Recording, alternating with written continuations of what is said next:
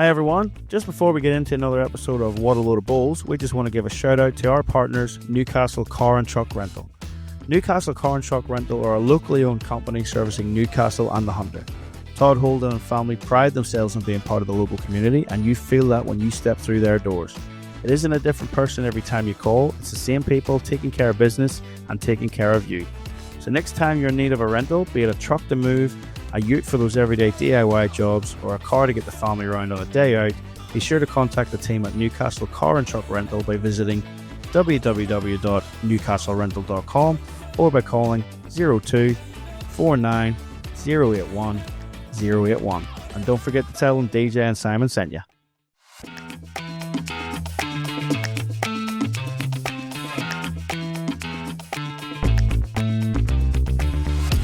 Welcome back, everyone. Episode 57 of the What a Load of Bulls podcast. We've had a couple of very special guests last couple of weeks with Jason Pinnock and Matty Keel, both testing out for the co-hosting spot.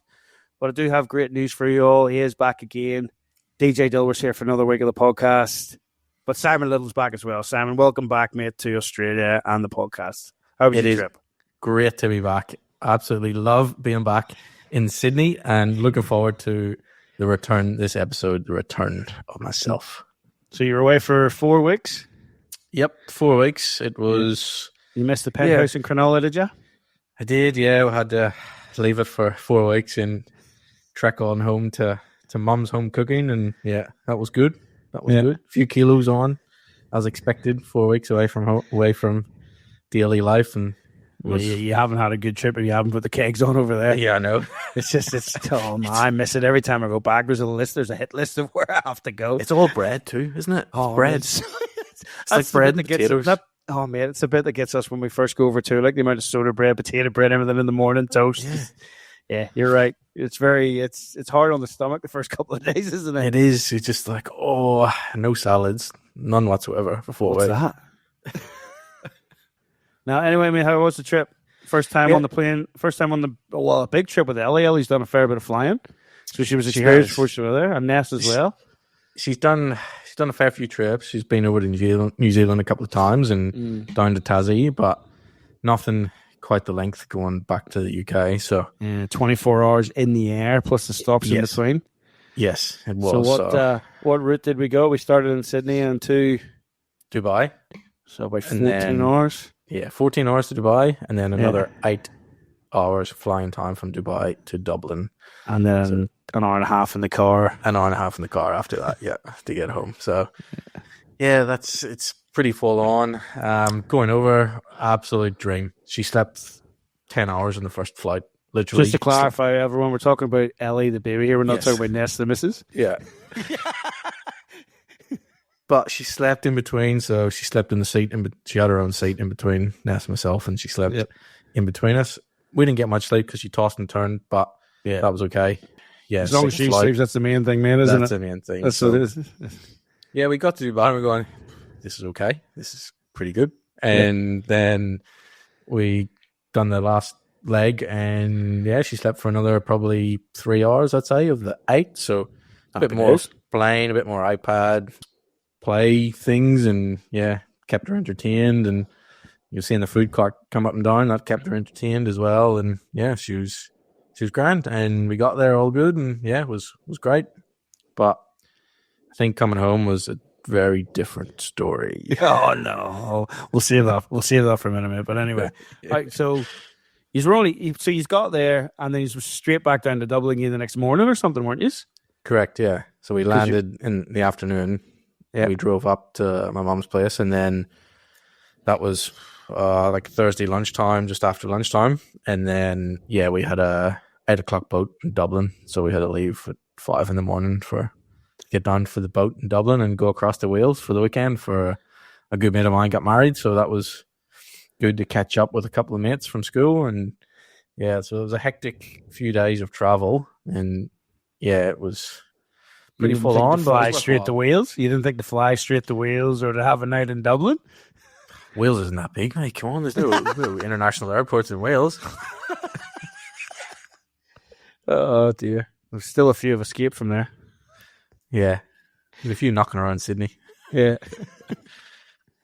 But no, it was good. Catching up with a couple of school friends, and yeah, back on the boat again across after a long weekend, and back across to Dublin and back up home to my mum's where we stayed then basically the rest of the 3.5 weeks. So yeah, look, one thing I absolutely love about Australia, and the 4 weeks away has made me realize how much warm weather and blue sky that we do not appreciate here in Australia. It's too hot, mate. It's not too hot. It is It's not. too hot, mate.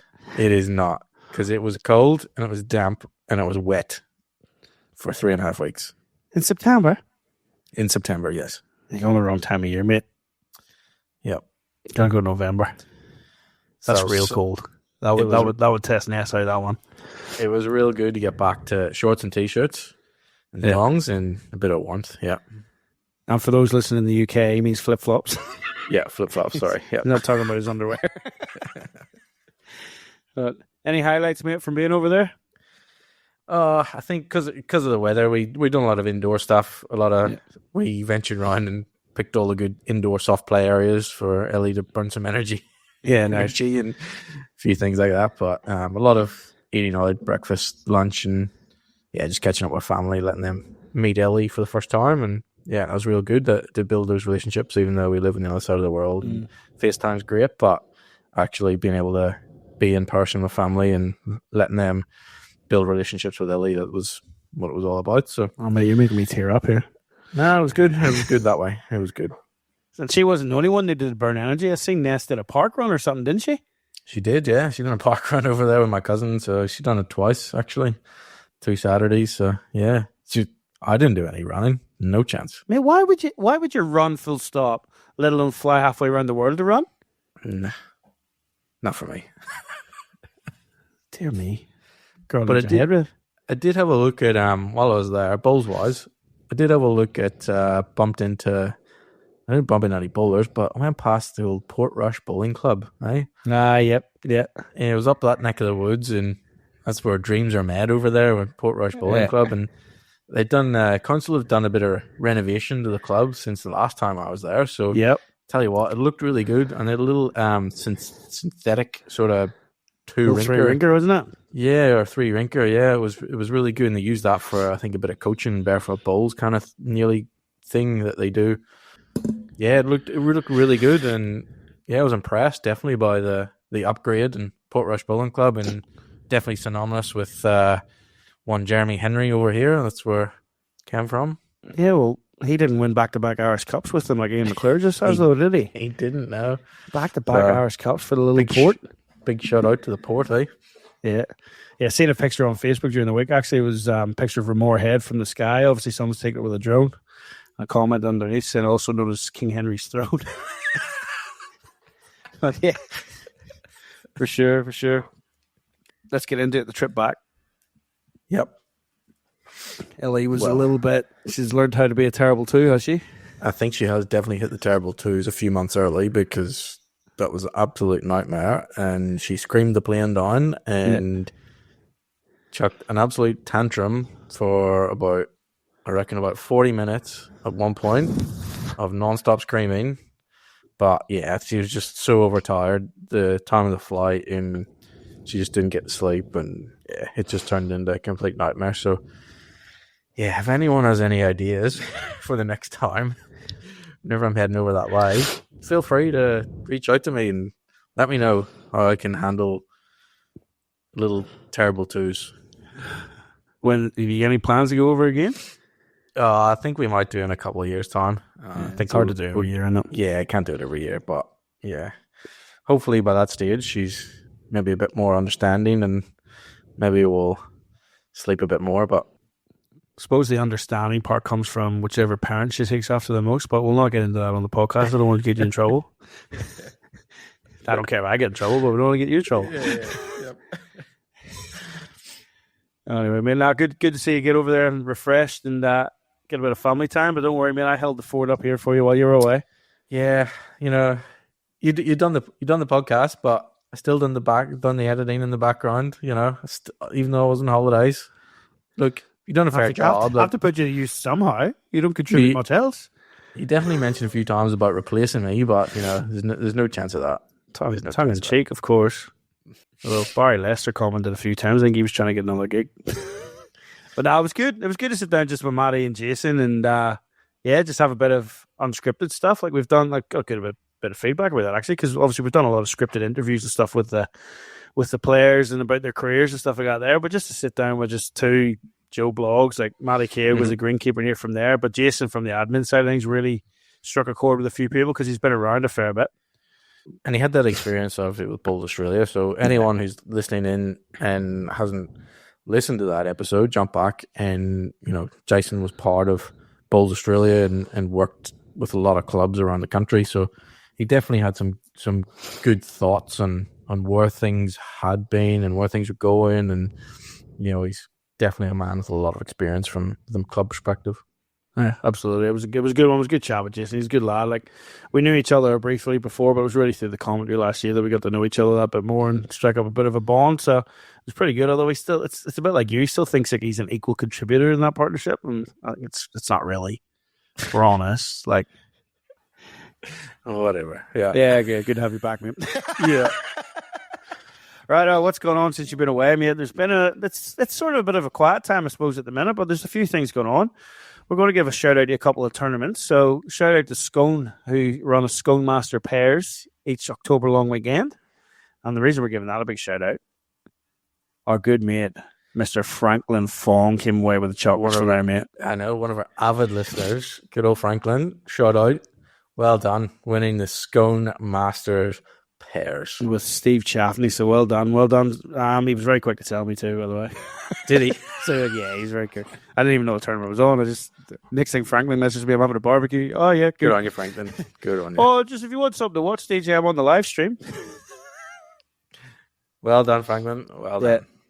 And then the Big Fours tournament made the Big Dubbo Inland Petroleum Master Fours or whatever they call it. $100,000. Yeah. And getting a bit bored. I've got to be honest. Yep. To get a bit boring, Lee Schreiner and team into the final for the fourth year in a row. The thing's only been around 4 times. They've made the final 4 years in a row. Not only that, they played Betty Twist's team, who they played in the final last year.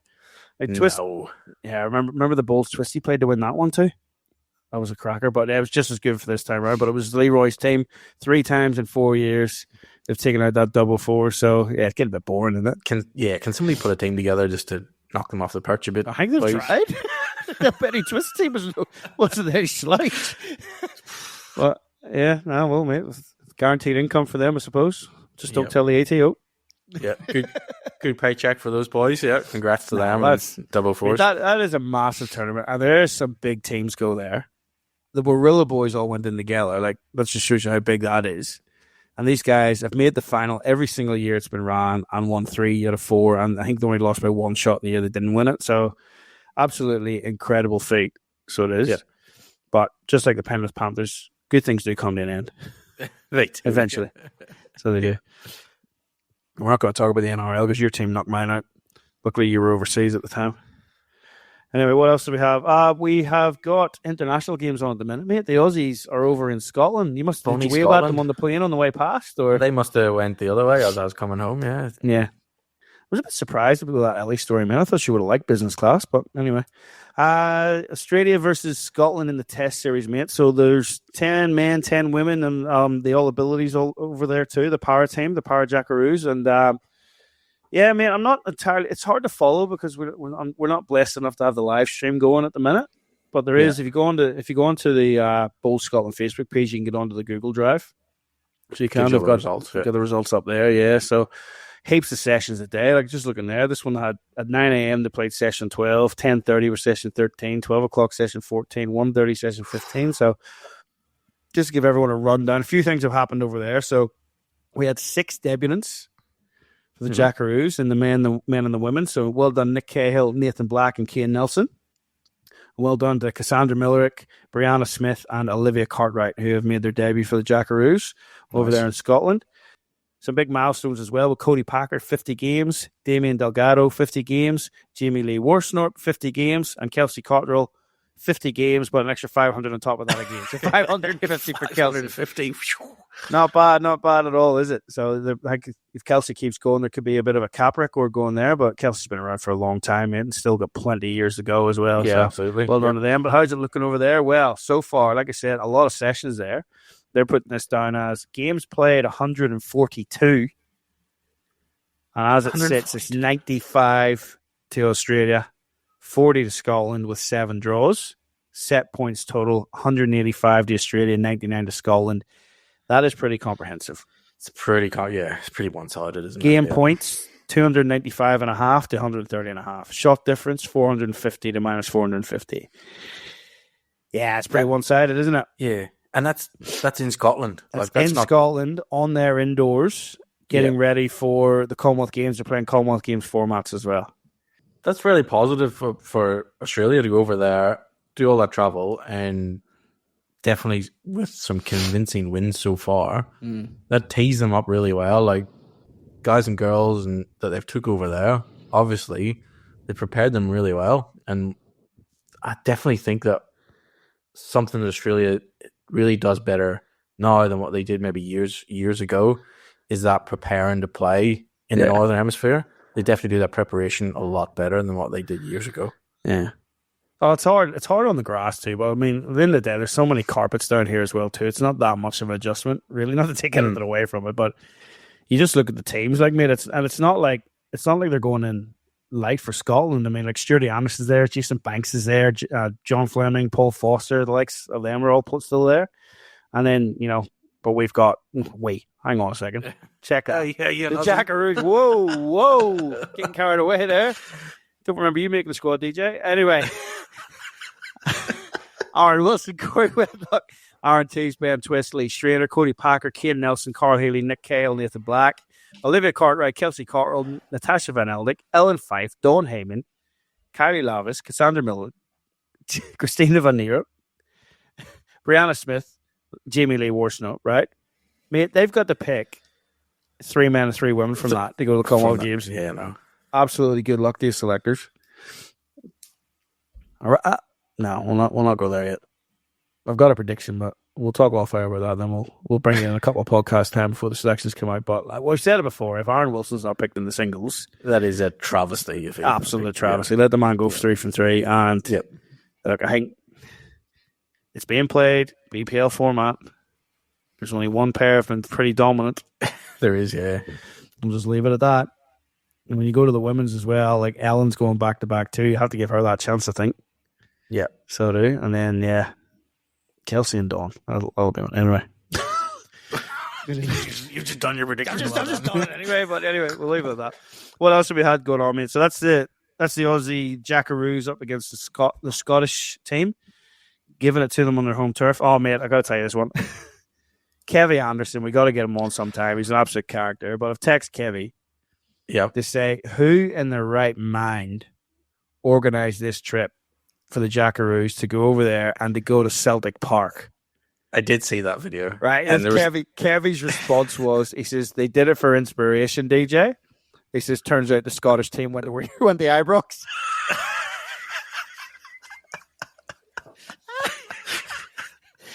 Oh, well played, Kevy. Good on you, Kev. Oh, that was a good one. That was a good one. Yeah. Oh, dear. Moving on from that anyway, mate. So, while you were away as well, the World Champions was held down at Club Barham. Mm-hmm. Got to give a big shout out to World Bowls and Club Barham, mate. It was well covered. Social media, live stream and everything. The interviews on the side were superb. The commentary was okay with Barry. But yeah, they put on a real good show, mate. So it's a real big shout out to them. And it'll be interesting to see the World Series in a couple of months' time, which is back down there too. So we'll have to keep an eye out for that one as well. But it's been run and won. And you're the betting man here. Yeah. What odds would you put on the 2 winners? You reckon before? What multi would you have got on that? Yeah, that would have been... I was definitely not expecting the 2 winners. I was definitely expecting a Southern Hemisphere win on both male and female. Yeah, but massive shout out to Shay Wilson, who won the women's from Norfolk Island. Absolutely brilliant performance.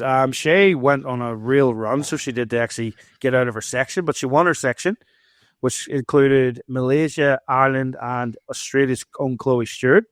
Now, Chloe retired earlier on in the year. This is probably, unless she wins this type of thing again, this will be her last time in the green and gold for a while, unless she comes back out of retirement. But she didn't make it through that group, but she managed to top that group, which put her into the quarterfinals, where she got over Thailand in a tiebreak, 2-1 in a tiebreak. So she did after winning. She won the first set at 2, lost the second set at 5, won the tiebreak 2-1. That was her quarterfinal. That put her into the semifinals against England. Izzy White from England. Pretty comprehensive there. 2-0, but it was close in the first set, 7-6. And then he hit 6 in the second set. So sets play doesn't show the full story, does it? When you see a 2-0 set, Not so there's really. only 3 shots in that game. That sent her on into the final, where she came up against Deborah Joy White of New Zealand. Again, 2-0 win. It was in set 1 a 9-3 victory for Shea. And then he had 4 victory for Shea. So well done to Shea Wilson from Norfolk Island, team out of women's champion singles. Massive achievement from a little island like that. Yep. And speaking of little islands, in the men's, Yep.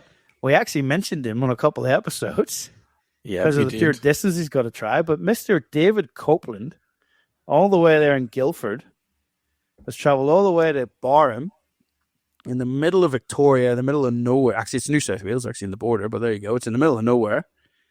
And he's come away. Guildford's in the middle of nowhere. It's in the middle of nowhere, too. And he's come away as the world champion, mate. How good's that? Unbelievable. Davy Copeland from Davy Dumbarton Copeland. Bowls Club. Oh, So- phenomenal. For all the listeners out there, Dumbarton Bowls Club, a lot of the guys that I used to play with, my hometown, are playing at Dumbarton Bowls Club now, and Winning stuff where you didn't. they're winning stuff, correct? Yes, and probably one of the best Irish bowls clubs, I would say, going around at the moment. So yeah, well done to Davy Copeland, and as you say, coming all the way over here, going through world champion of champion, eh? That'd be a 35-hour plus trip. Yeah, By the time he gets to I whatever. done it. Sorry, we'll talk about you again. You dropped off at Sydney, mate. He had to fly all the way to Melbourne. He didn't have a 18-month-old sitting next to him. Oh, no, we're back on that again. I mean, it's not our fault she didn't like the business class bed, all right? Bet you Davy, the IBA wouldn't have funded him to go in business class. But anyway, out here he's come third in his section. So he is behind India's Patul Sonowal and former winner from Scotland, Ian McLean. This has then put him into the quarterfinals, where he's come up against Jacob Nelson, who won his section. Jacob Nelson, the absolute gun rising star from Australia. He's beat him 2-0, mate. Like, that's comprehensive, isn't it? Like we said. But no, it's not. It was 5-4, 5-4. Doesn't get much closer than that. Sets play, 7 end games, 5-4, 5-4. How good's that? So Davey got over Jacob there. Moving on to the semi-finals, where he's come up against Ian McLean again, who he played in a section. This one's gone to a tiebreak. So set 1, 6-all. No. Set 2, 7-all. No way. Imagine that in the semi-final. He loses the first end of the tiebreak, gets a 3 in the second in the tiebreak, and wins the third in the tiebreak to get 3-4-1 against Ian McLean and make his way to the World Champion Singles Final, where he comes up against the powerhouse nation of Fiji. Ranesh Prasad, and it was 2-0 to Davey in that game, so it was, with a 7-2 victory and a 6-4 victory, and he played an absolute cracker with his last in that second set to basically take the game away. So he was leading 6-3, was possibly 3 down in the head, and with his last ball, he drew second shot. Now, there was still a bit of a shot there for the Fijian to maybe try and sit a ball out, but it was a hard one to do under that pressure. But yeah, Davies come away. Unbelievable, man. Come away as the world champion. Yeah, no. World champion. Oh, who's that? World champion. There'll be some reception back at Dumbarton Bowls Club for him whenever he got there. But look, I think that competition, Champion of Champions, that is a great competition because every single person there has won their way to get there. Won their way. It's not like you be selected or for a team or part of a squad, and look, you said a tongue in cheek about powerhouse nation of Fiji, etc. But those people who got there, they've obviously merited to be there because they've had to win probably so many games or be their national champion to get there, and like that is a great achievement for all those people just even get there. But imagine to go through and win that. The only thing I'd say, sets play. Should it be sets play? Like, you get that far to a world event, and as you say, it's so close, those sets play. Should it just be like 15 up, 21 up? Like, what's your thoughts? Well, we're good friends with Neil Dalrymple at the minute. Maybe we don't want to upset Neil. There's always going to be that. You're right. There's always going to be that debate, because the thing is, they've gone out there and they've played the sets play. Like, there were some brutal scores in that. And no doubt, if we dive deeper into some of the scores, there would be results there where somebody has scored more shots and lost the game. All right. And you would nearly guarantee they haven't played that format to get that far. So, yes, if you're going to put a gun to them ahead and say, what do you think, DJ? I'm going to say, mate, 21 up every day of the week. 21 up sorts of men from the boys. Because that's what they played that the whole way there. They probably played 21 up. We think that. We can't guarantee that. The Aussies have played 25 up. We know that. And some states have played 31 up, then 25 up. But yeah, it would be nice to see, mate. But how do you fit it into the format? That's what it all comes down to at the end of the day. It does add a different element. I think the Champions has been the sets play for a while too. We'll have to look back into it. But you were just saying there as well about actually winning your way there. So Davy's now a world champion. Man, I'm not sure. In fact, I'd nearly go out on a limb to say I don't think Davy's ever been capped by Ireland outdoor. There you go. So I honestly don't think that's how good that competition is. Yeah, I don't recall Davy ever being capped at international level for Ireland in the outdoors. And I'm happy to be proven wrong, and I apologise if I am. But it just shows you, like, he's come through and he's a world champion. It doesn't matter. Yeah. You can't take it away from him. He's now world champion. And I tell you what, just looking at his interviews on the TV, and I had a quick chat with him on Facebook, I had to congratulate him. He's one of the nicest guys I ever grew up playing against. It is brilliant. And you're right about the down there at Dumbarton. I know a few guys have moved over to Euston and Portadown and stuff, but realistically, them guys have been together for a long time. They're all locals. It's not like some of the other clubs that bring all the fly-ins in. So there is. Not mentioning any names, OB. But he and they will absolutely make him feel like a king when he gets back there with that trophy. Yeah. So well. So well done, mate. He's keen to come on and have a chat to us too. We'll have to work that logistics out because he is one of the nicest fellas around. We'll have to get subtitles for that one. Hey. could be an interesting one, couldn't it? But yeah, well done to Davey. We don't want to rabbit on too much about that because it was an awesome achievement for Shay Wilson too. Like I said, she was on a knife edge there for a while. There's an interview back at her bowls club on Facebook there for you to have a look at too. But she was on a knife edge at one point, and she just had a conversation with someone and realized I just got to keep winning. And that's what she did. She just kept winning, and now she's a world champion.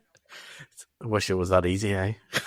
So anyone that would have went down to the bookmakers or onto the TAB and put money on Shay Wilson and David Copeland to be world champions come the end of that, well done to you because you've also got a crystal ball.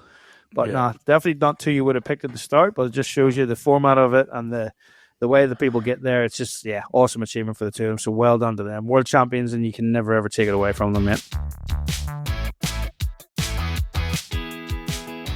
Every committee's got a big decision to make. How do we set the club up for the future? Well, a MakMax canopy means more bowls, more events, and more use of the club all year round. That's good for players today and great for tomorrow's members too. For the future of your club, make it a MakMax.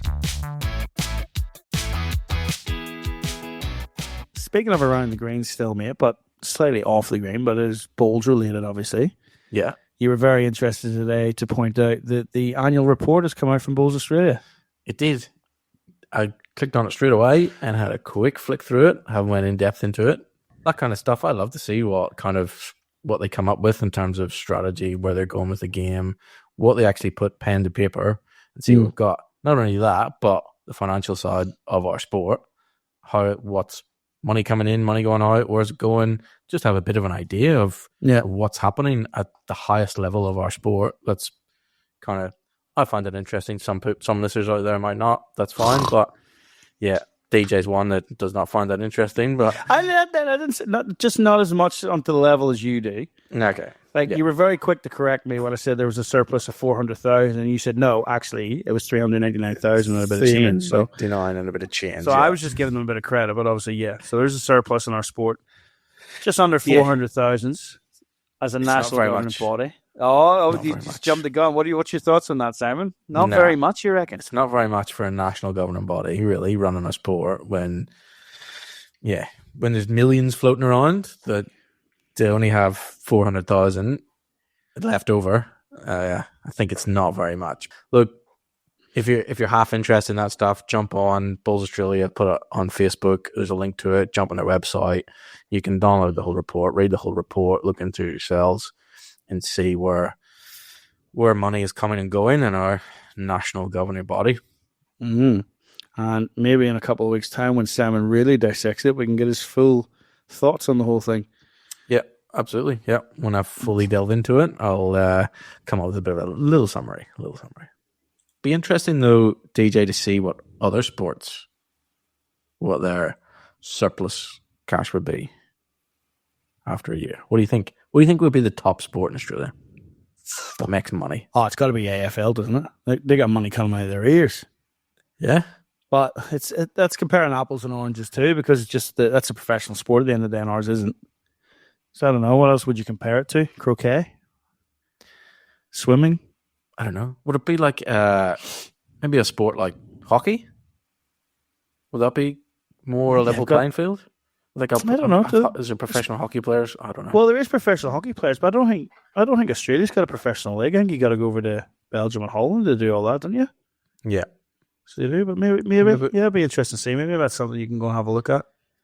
Any of our listeners out there know about any sports? Have they got another background in any sports? Like, I know there's a few guys that played at Tarrant Point a few years ago, and one of the guys, he had background in cricket, so he knew a lot about what was going on behind the scenes in cricket and how they used to do stuff. So it's interesting listening to him when he used to say that. So I don't know, any listeners out there have any background of any other sporting organizations that they can sort of enlighten us on, that'd be good to compare against, maybe what Bulls Australia are doing, not doing, what they're doing well, what they're not doing well. That'll be interesting to hear.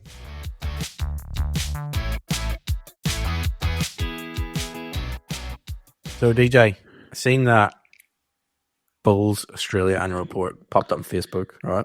Right. Yep. This is another thing popped up on Facebook from Bulls International. Yeah. Facebook page. Yep. That's the magazine? Yep. And it's a competition, right, to win tickets to Potters, right?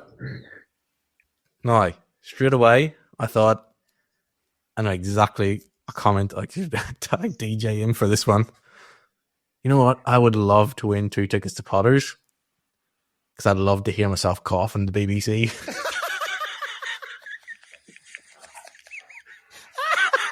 You idiot. Oh, man. You got funnier when you went home. Hey, how good would that be? Go to Potters, cough on the sit in the crowd and hear myself cough on national TV. BBC. I thought you were going to tell me, was it more of a punishment than an award? Nah. Did say that. I thought that was a good. Oh, we get to go to. Cheer on Ollie, mate. Ollie's going to be there. Well, yeah, that would be good to go to. Cheer on Ollie. Yep. You'll have to end of that one. Cheer. I don't know. There's not much cheering going on over there. Yeah, I know. It's a different kettle of fish, isn't it? I seen Kevy, going back to Kevy Anderson in that test series, he did a video. And there's no noise in the place at all. There's just no noise. Can you hear it's like the guys from the Ryder Cup singing, "Are we in a library?" Speaking of Ryder Cup, did you watch it? Yep, I did on the plane. So I managed to watch in between Ellie's screams and tantrums. I did manage to watch some of the Ryder Cup, which was really good, and I'm glad I got the chance to watch a couple of days of it while I was traveling. So yeah, that was spectacular. Anyone who's if you're a golf fan, obviously you would have watched it or you would have seen some of the highlights. But yeah, it was fantastic to see Europe absolutely give it to the Yanks. Well, yeah, they did for the first 2 days. Yeah, it's always the same when it comes to the singles. Like, I know we had the miracle at Medina back there a while ago, where Europe came from the clouds and won it, but the Americans are just renowned for that. They're just not team players, are they? They're just so individual, and the crowd, mate.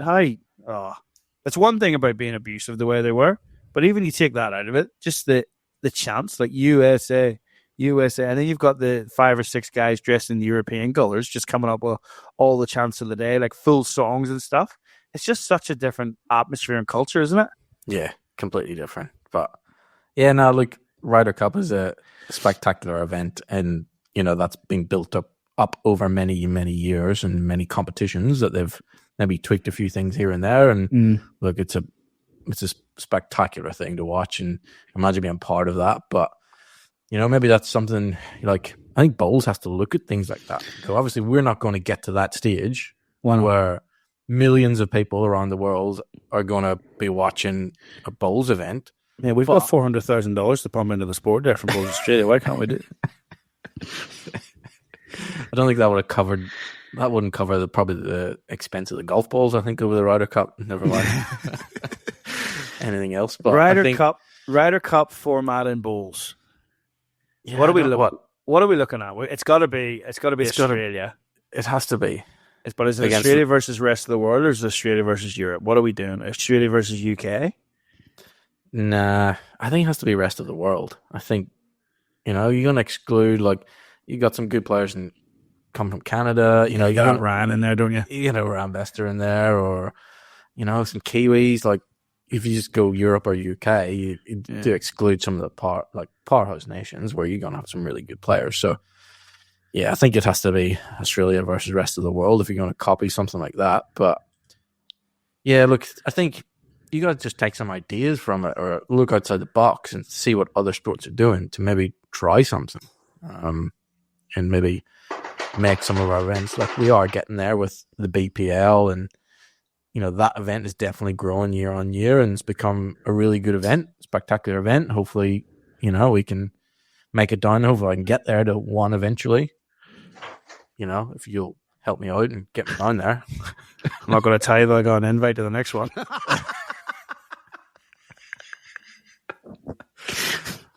Sit in the inbox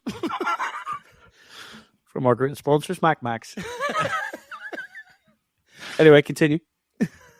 No, I think we need to look at those kind of events and let's see what we're doing. But to circle back to Bowls Australia, they don't have a lot of money to play with. You've only got that amount of money surplus left over, and you're trying to get other events like the Australian Open and Nationals and things like that. They don't have a lot of wiggle room to maybe experiment with certain different events, or taking events to different parts of the country, or maybe the different, I don't know, can you take the BPL to a different country even? I suppose they did do that with taking it over to New Zealand, didn't they? So you did that for a while, and then it fell by the wayside. So, I mean, there's not a lot of money floating around, and I think that's where it all boils down to. That our national governing body needs to have more resources available in order to try things outside the box or do different things. I think it's nice to see you poking the bear for once, but I'm not getting in trouble. So I'm just still thinking about this Ryder Cup. What format could we come up with a Ryder Cup? We've got to pick 12 person teams. So we've got the Ryder Cup, which is the men's. We got the Solheim Cup, which is the women's. So can we do it that way, or do we have to combine it? And then power is going that well as well for us. That's our way into the Olympics. You got to have that included too. I'd do an event with all three happening. So you got the singles, right? What pairs events could we come up with? We'll have to do an Australian pairs. Can we do an alternate shot? Oh, let's do a pairs event where you got to play with one set of balls, because that's what they do in some of the Ryder Cups. You got to play with your opponent, or you got to play with your partner's ball as well. So we play two ball pairs with a skip set of balls.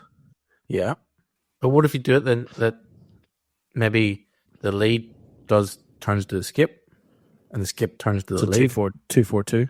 The old 2-4-2. Yeah. Yeah. Well, given what's happening over in Scotland at the minute, I don't think anyone's got a chance against Australia anyway, have they? So. That's unbelievable. It's not worth it. It's not worth the while. So it's not. But yeah. Anyway, that's just brainstorming, and it's good to have you back, mate. You made me silly. But you're not the only thing that's made a comeback, mate. Yeah. The Bowls Academy targets have made a comeback. They have, yeah. We were out of stock there for a while. Yep. They were hot demand, so we ran out. But they are back. As soon as I landed back in Australia, they also landed. Spent a good few days packing them all together, so there's plenty here. So for any of our listeners out there who want to get hands on any set of them, come in two different colors. and jump on the website, and I will give a 10% discount code to DJ's all the listeners out Podcast there. 10. No, it's going to be What a Load of Balls 10. So if you punch in WALOB and 1 and 0, you will get a 10% discount code. And if you're in Australia, you'll get free delivery, free standard delivery. So You're jump just on too there. generous.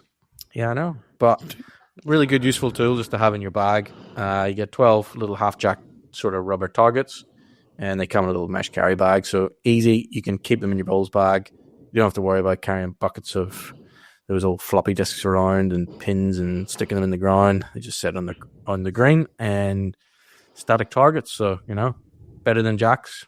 Whenever you put 4 jacks down and you hit a couple of jacks, you hit your target's not there no more. So you definitely need some targets that stay on the green. So ideal. Throw them in your bag, and they're always there for whenever you go down and have a bit of a practice session. Not only that, you got a chance to win them too, don't you? Yeah, we've You're got a going to bit be teaming of a up with giveaway, Mr. Lester. Barry has kindly, his new product that he was talking about a few episodes back, he's talking about how he's come up with this new product for driving accuracy, The Bowls Bumper. Absolutely. We had a little bit of sneak peek before it came live. He showed us what it was. I think it's a great tool, because, hey, amount of the times my bowls have went over the ditch and got scrapes and dents. Who was driving? Because you can't go that quick. Oh, yeah, I can. No, you can't. Axe must have hit them and they bounced over on major pairs or something. There's no way. But no, the new bowls bumper that Barry has brought out just sits in the ditch. So, and it's got some numbers on it, doesn't it, DJ? Yep. By memory. It'll your bowl will just bounce off the old bowls bumper and sort of come back up the green a little bit. So handy that your bowls don't get destroyed, for one, and you've got some actual, numbers to aim at, some targets to aim at whenever you're driving. Yeah, absolutely. So keep an eye out for Barry's Facebook page. There'll be a like and share promotion there, and Simon's going to throw in a couple of TBA targets with that as well to the lucky winners. And what else have we got going on, mate? Sponsorship shout out as well. Mm-hmm. Got a new sponsor just come on board, our third one now. Yep, we do indeed. We've got an apparel sponsor coming on, and it is StarSub Apparel. So looking forward to some fresh designs coming from them. You might have seen Barry's got some stuff out with them as well, so that was definitely our inspiration. And shout out to Jeremy at SSA. We're going to get some real cool designs done and some all over bowls merchandise sorted. So keep your eyes peeled. Myself and DJ will certainly be wearing those whenever they're available. And the guys at SSA I was chatting to Jeremy today, and there was a lot of clubs moving that direction to them and to get all their stuff done. And that's awesome. From what he was telling me, and I have no doubt from what he was saying of why the clubs are moving over towards SSA and clubs moving towards getting all their gear from them. So, but he's a bit of a one-stop shop too, and just for promotional stuff, because he's tablecloths, banners for behind the scenes, for not just clothes, clothes, everything like that there. So now it seems to be good. It'll be good to partner up with Jeremy and see what he can do. So looking forward to that one. Other big news, mate. We've just ticked over 11,000 downloads now. Punching through the downloads. Yep, absolutely loving it. Shout out to all the listeners out there, our little community that listen to us every fortnight, every episode, and thankful for the hours, I guess, you give up and listen to what we got to say. Hopefully you see some benefit from it, or you enjoy time spent with us. And we have enjoyed it so far, and hopefully we continue on to bigger and better things. We've got some good things in the pipeline, and we want to get some events in the next 12 months. So keep your eyes peeled at events that we'll hopefully be at, some of the big ones around the country, and hopefully do some interviews and live podcasts and things like that. So that's on the forefront of our minds, and hopefully growing the podcast to bigger and better things. Absolutely, and multi-millionaires by the end of it. That'll be good too. I don't think so. No money in bowls. Bowls Australia have proved that. Yeah, absolutely. Speaking of no money in bowls, mate, that Facebook post that you showed me. Which one's that? The blog post. Oh, on Bowls Australia group, I think. so. But mate, they've been around a couple of groups, that pair. And I Yeah. see now the husband's doing the posting because the wife absolutely copped it one day on one of the pages. They're traveling around.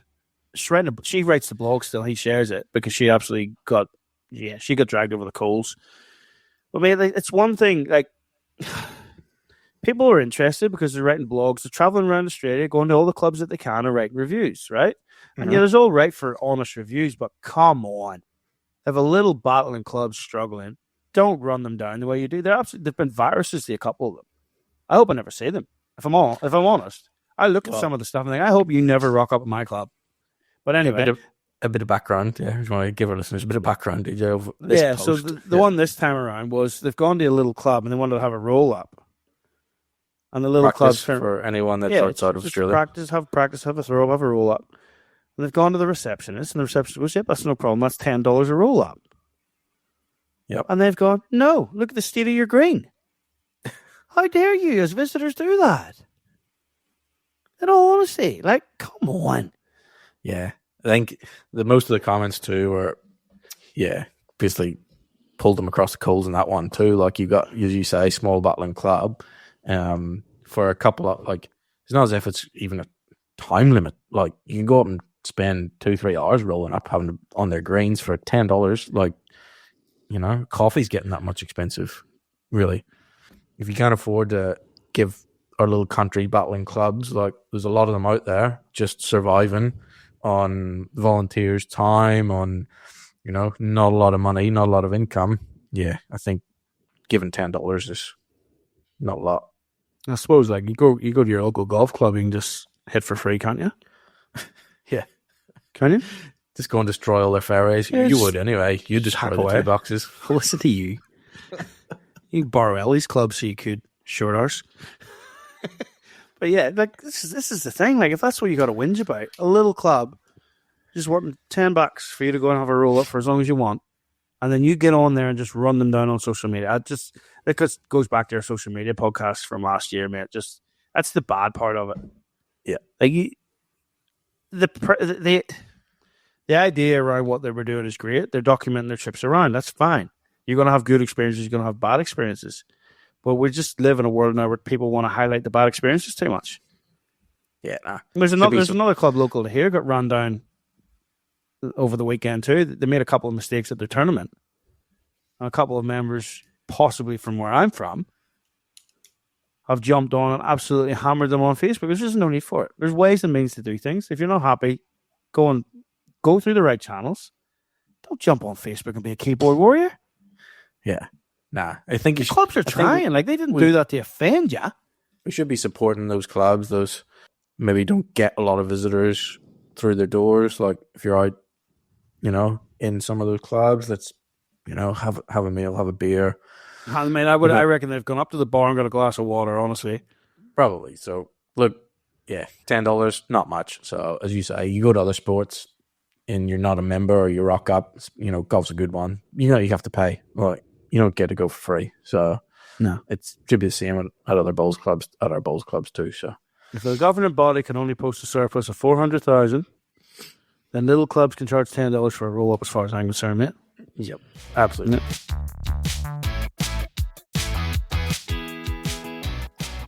I think I'll do this for this week, mate. Good to have you back. Yeah, nice to be back. The accent hasn't got any thicker since you've been away. It's not like me. No. What's Ellie going like? She got a little Northern Irish accent happening? She's only saying a couple of words, so we get to see what comes out. Aussie, or a little bit of Aussie, Northern Ireland, Kiwi. I'll never forget when I came back the first time with Noah. And he comes charging into the room here, back at home here, and goes, "What are you doing?" Just like, where did that come from? What are you doing? So that is, what are you doing? What are you doing? What are you doing? Anyway, that'll do us for this week, folks. So as we said, we're pretty happy with ticking over 11,000 downloads. So if you're one of those people that is downloading, even just listening each week, and you're enjoying what you're listening to, give us a like on Facebook, give us a share the Spotify link, and see a lot of our sponsors are starting to do it now as well. Big shout out to all them. We're doing this on our own bat anyway, but to have their Their support really, really helps us do what we want to do. So thanks to them as well. And just keep sharing it around, folks. Get in touch. Simon at thebullsacademy.com. If you want to have a whinge about something, or if you want to give some positivity, if you want to whinge about a $10 roll-up, email Simon. Get onto the TBA website, folks. Check it out. Some nice blog posts there from our mate Simon. Some coaching tips there. And, of course, the TBA targets to help you with your coaching. And keep an eye out on Barry's Facebook page as well for that like and share promotion on the Bulls bumper. Should be an absolute cracker. So it should. So, as we say, keep that little disc to the inside. And luck on those greens.